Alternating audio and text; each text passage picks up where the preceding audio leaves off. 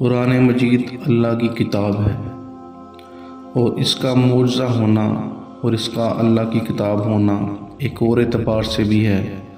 کہ اس میں آج تک کوئی کمی یا زیادتی نہیں ہوئی۔ قرآن مجید نے یہ دعویٰ کیا کہ یہ کتاب،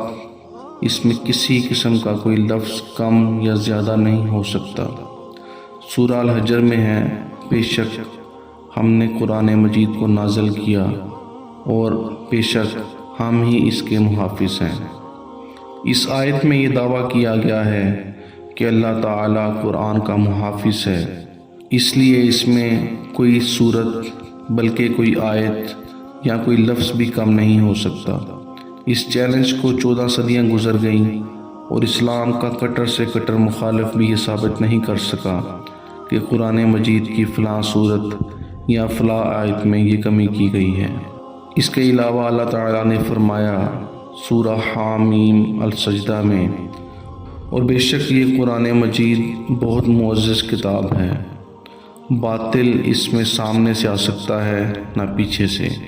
اس آیت میں یہ بتایا گیا ہے کہ قرآن مجید میں کسی لفظ کو بڑھایا نہیں جا سکتا، اور 1400 سال گزر چکے ہیں، کوئی بڑے سے بڑا منکر اسلام میں یہ ثابت نہیں کر سکا کہ قرآن مجید کی فلاں آیت میں تحریف ہو گئی، اور پہلے قرآن مجید میں یہ لفظ نہیں تھا اور اب اس میں بعد میں ملایا گیا۔ اور قرآن مجید میں کسی لفظ کے کم نہ ہو سکنے اور زیادہ نہ ہو سکنے کے ان دونوں دعووں کی صداقت